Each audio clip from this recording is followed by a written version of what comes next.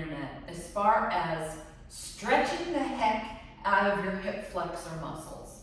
Okay, makes the leg do this. You should not be stretching the heck out of your hip flexor muscles if you don't know why you should be doing that. You're going to see ads that say, if you have a tight lower back, stretch your hip flexor. If you have an anteriorly tilted pelvis, meaning the bones right here tip forward, stretch your hip flexors.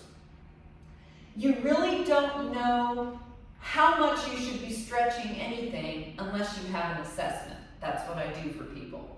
So people will say, well, I want to stretch. I go, well, if you're stretching something that doesn't need to be stretched, you're disturbing that optimal tension running through the body. Okay, it's a long story, but I just wanted to at least give you a little bit today. So you may ask, well, what do I do? How do I know? Okay, you might not need to stretch your hip flexors if you can do something like what I do with my clients, an overhead squat assessment, where they can keep their torso upright while doing a squat pattern like this and not bowing forward. You might not, I'm saying might, you might not have tight hip flexors.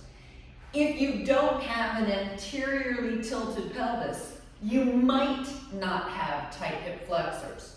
So if you're not sure and you're doing a hip flexor stretch like this, why don't you do something light? So instead of stretching it, you're going to squeeze the right glute while you're stretching this front part of the right leg. Do it a little bit, like 3 or 4 out of 10 on the stretch sensory scale. Okay, don't go gangbusters, stretching everything to the nth degree. Simultaneously, if you're not sure you need to be stretching your hip flexors, you could do something like a bridge, okay? Where you have to simultaneously squeeze the gluteus maximus as you go into hip extension, okay? And you're actually from here, because you're squeezing the opposite muscle, you're subsequently stretching your hip flexors. So there you go, you're stretching your hip flexors. Then you can roll down slowly.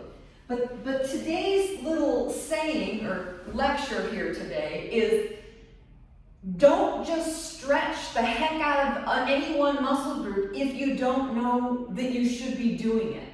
Okay, this is just, I have to comment on all these things that I'm seeing online.